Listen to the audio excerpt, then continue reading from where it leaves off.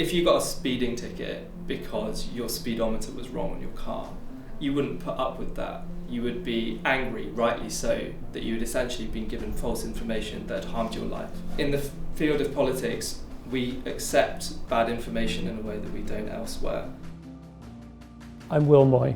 I run Full Fact. We're a team of fact checkers and campaigners. We fight to stop bad information doing harm, whether that's to your health or to your community or to your democracy. Full Fact's teams worked flat out in this election to combat misinformation and help people make the choice they want to make with the information they want to have. This affects real people's lives in many, many different, deeply profound ways, and there is genuine risk of harm if we don't believe that facts are important. I think everyone deserves a lot better, and that's what hopefully at Full Fact we can help voters to achieve, to get that good information so that they can make informed choices about who they want to vote for. This is Full Fact's offices.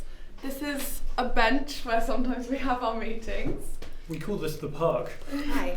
As you can see, we have an office dog.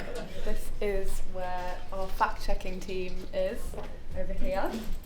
This is the snacks that we have in the office to keep us going, because we have been fact-checking the late night debates, and so we've had lots of late nights. Yeah, one of the debates, we had to leave because the office had to close, so I had to go home and publish it from home. That was a good night. It is a job for nerds. I like being that person that's like, well, actually, I think you'll find that is professionally what I do, and it's great.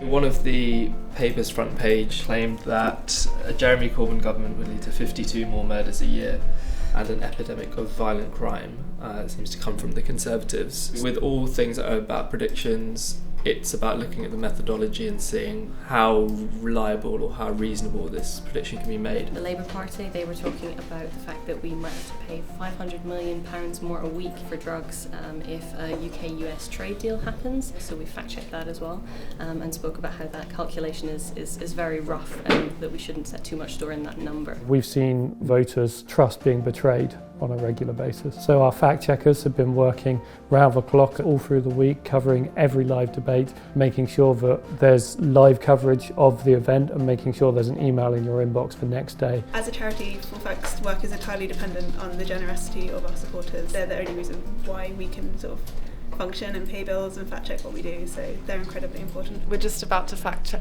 live fact check the under 30s BBC Question Time TV debate. It's the last debate. Is everybody excited?